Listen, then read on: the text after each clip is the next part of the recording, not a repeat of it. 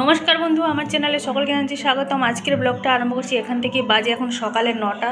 সকাল থেকে কোনো রকম ভিডিও করতে পারিনি, প্রচণ্ড পরিমাণে ব্যস্ত হয়ে পড়েছিলাম। এই যে বলছিলাম না, মাঝখান ঘরে সামসেট এই যে ক্যাবিনেট সিস্টেম হবে, ওই জন্য এগুলো সব সামসেট থেকে নামানো হয়েছে। সোফাটাকে এভাবে সরিয়ে দিয়ে দেওয়া হয়েছে। কিছু কিছু মায়ের ঘরে জিনিস আছে, কিছু কিছু ছাদে গেছে, আর কিছু কিছু জিনিস আমার ঘরে রাখা হয়েছে। এভাবে সব এইগুলো তো সব ট্রলি ব্যাগ আছে। শুনো, এই যে চিড়ে ভাজা খাচ্ছে, দিলে ওষুধ খাবে। ওকে কালকে ডাক্তারের কাছে নিয়ে যাওয়া হয়েছিল ঠান্ডার জন্য। চিড়ে ভাজাটা খেয়ে নাও, দিলে ওষুধ খাবে। 3বার ওষুধ। এই তো 9টা বেজে গেলে কখন খাবি? আজকে ওর আঁকার ক্লাস ছুটি। ওদের যেখানে আঁকা হবে সেখানে সরস্বতী ঠাকুর আছে, সেই জন্য মানে আপনাদের দাদা এই গেল বাজারে, জানেন মিস্ত্রিগুলো চলে আসবে। যেমন তেমন করে আজকে সব বিছানা গুছিয়ে নিয়েছি, কিছু করার নেই। যে আমি ছিলাম রান্নাঘরে, সব মশলাগুলো পেস্ট করলাম। কালকে আপনাদের দাদা নিয়ে এসেছিলো কাঁকড়া, আর নিয়ে এসেছিলো এই যে তোপসে মাছ। তো তোপসে মাছটা কালকে ঝাল হয়েছিল, ওই আদা রসুন পেঁয়াজ বাটা টমেটো ধনে পাতা দিয়ে যেমন হয়। কিছুটা মাছ ভেজে রেখেছিলাম। ও যেহেতু 250 মাছ নিয়ে এসেছিলো, 250 নাম। কালকে আমি তো খাইনি, শনিবার ছিল এক। দ্বিতীয়ত কালকে বাবা আসেনি, বাবা বাঁকুড়া গেছে কাজ করতে। তো কালকে বাবা রাত্রিবেলাও ফেরেনি। আজকে মনে হয় সন্ধে হয়ে যাবে। ফোন করা হয়েছিল বাবার কাছে, দেরি হবে আসতে। তো আজকে মনে হচ্ছে বাবা দুপুরবেলা ভাত খাবে না। তো কিছুটা মাছ ভেজে রেখে দিয়েছিল মা, আর সেই জন্য এই যে একটু আগেই আমি সর্ষে, পোস্ত, একটুখানি কাঁচা লঙ্কা এসব একসাথে পেস্ট করে নিয়েছি। এটা ছাঁকনির সাহায্যে এটা প্রথমে আমি ছেঁকে নেবো। ঠিক ইলিশ মাছের ভাপা যেভাবে ছেঁকে করা হয় সেভাবে সর্ষে বাটাগুলো ছেঁকে নেবো, দিলে ভালো লাগবে তরকারিটা। এদিকে আদা রসুন পেঁয়াজের পেস্ট করে নিয়েছি। আপনাদের দাদা এই গেল বাজার, দেখা যাক কী আনছে। ভাতটা আমি এদিকে করে নেবো, আর এদিকে আমি এখন মাছ তরকারিটা বসিয়ে দেবো, মানে ওই তপসে মাছ তরকারিটা এখন এদিকে বসাবো।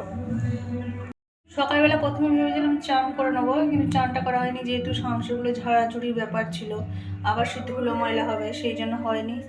তো অলরেডি অনেকটা দেরি হয়ে গেছে, এখন আর চান করে কোনো লাভ নেই। সে বান বন্যার অবস্থা মতন সব কিছু কাজকর্ম গুছিয়ে রেখে নিয়ে বিকালবেলা চান করবো সবাই মিলে, মানে আপনাদের দাদা, আমি, মা, এরাই। মিস্ত্রিরা বলেছে 10টার সময় আসবে, দেখা যাক কখন আসছে। তার আগে ভাবছি যদি রান্না বান্নাগুলো হয়ে যায় অনেকটাই ভালো। দেখা যাক কত দূর কী এগোচ্ছে।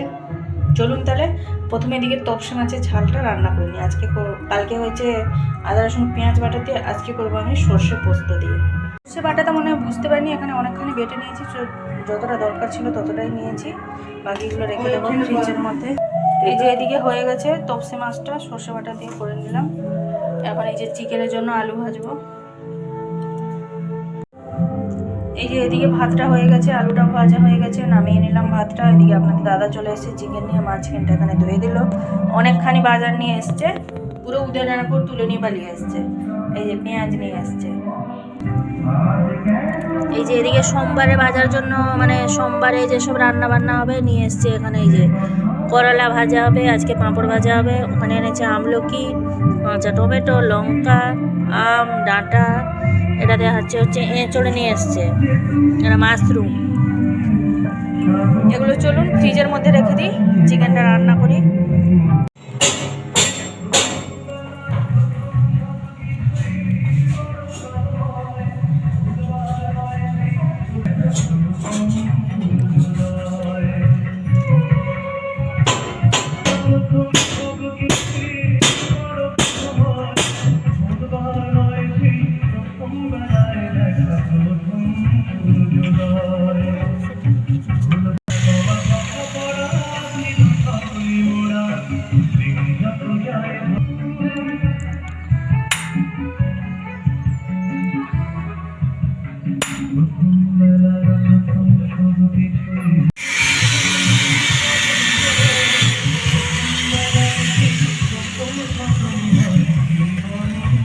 এই যে এখানে আপনাদের দাদা মুড়ি খাচ্ছিল, ও বেচারা মুড়ি ফুড়ি ছেড়ে দিয়ে চলে গেছে।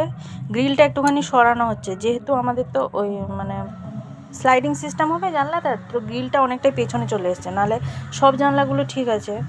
ওই জন্য গ্রিল মিস্ত্রি চলে এসছে। এদিকে গ্রিল মিস্ত্রি এসে গেছে, আবার ওদিকে মানে ট্রলিতে সব কিছু জিনিসপত্র চলে এসছে। এই যে সামসারে ক্যাবিনেট সিস্টেম আর স্লাইডিং সিস্টেম হবে। ওদিকে চিকেনের সমস্ত কিছু সার্চ করে দিয়ে মাকে চলে এসেছি। আমি আর আপনাদের দাদা দুজনে বাইরে আছি, মা ওদিকে রান্না করছে। চিকেনটা রান্না হবে আর আমটা ছেঁচকি হবে, এটাই। মাছ তো হয়ে গেছে। এই যে এখানে গ্রিলটা বসবে, গ্রিলটা কেটে মানে কাটা হয়ে গেছে আর কি। এই যে সাইকেলগুলো আপাতত এখানে টেনে ফেলেছি। আপনাদের দাদা এই যে আমার জন্য আমলকি কেটে কি সুন্দর লবণ লঙ্কা গুঁড়ো মাখিয়ে রেখেছে। এই যে মা এদিকে চিকেনটা কষাচ্ছে, কষিয়ে দিচ্ছে ভালো করে।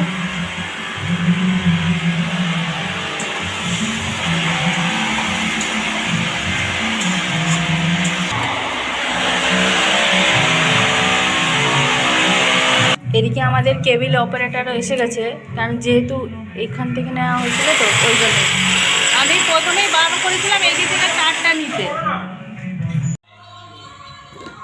এই যে মিস্ত্রিটা চলে এসছে, এখান থেকে ঘড়ি ফটো এগুলো সব খুলে নেওয়া হয়েছে। মানে একটা পেন্টিং ছিল, মানে ফটো পেন্টিং, সেটাও খুলে নেওয়া হয়েছে। বেঁধে গেছে এলাকা দোষ। এদিকে এই যে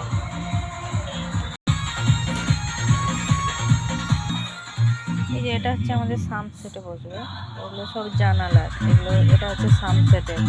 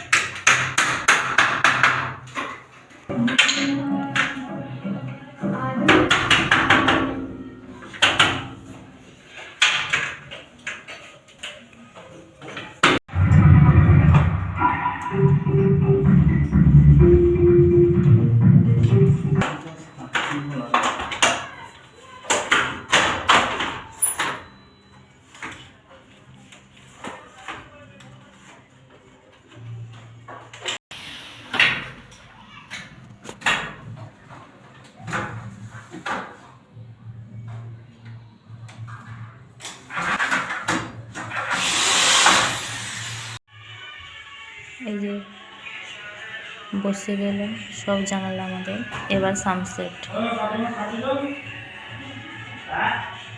এই যে জানালা ক্যাবিনেট সিস্টেম সব হয়ে গেছে। এই যে এবার এরা এই যে আপনাদের দাদা আর মা দুজনে কাজ করছে, আমি ভিডিও করছি। কি অবস্থা দেখুন ঘর ধরে।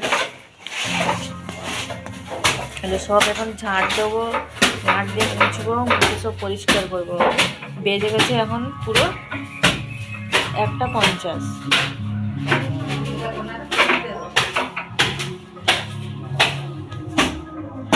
এখন পুটিং লাগানো হচ্ছে, সব যেগুলো সব ফাঁকা ফাঁকা আছে ওগুলো পুটিং লাগানো হচ্ছে।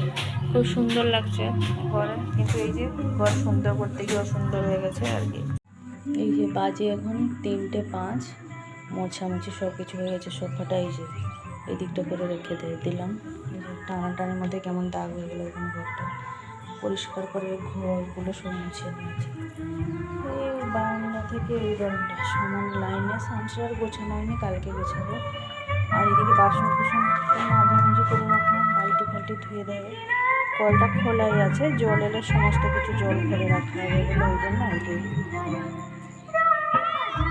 মা গেছে চান করতে, মা বেরোলে বাথরুমে, তবে আমি চান করতে ঢুকবো।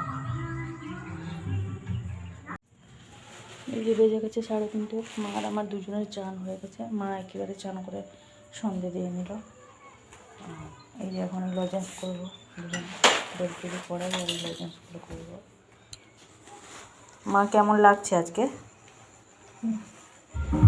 মার একদম পুরো কোমরের আজকে পুরো 12টা বেজে গেছে, একদম সকাল থেকেই আর থির নেই। ওই জন্য মা চান করে ভগবানকে সেবা দিয়ে দিয়েছে, বলছে একেবারে সন্ধে দিয়ে দিলাম। বাথরুমে মানে ঢুকেছিল চান করতে, আমি এদিকে বলছিলাম না, তখন আমি আটাটা মাখিয়ে রেখে নিয়ে চলে এলাম।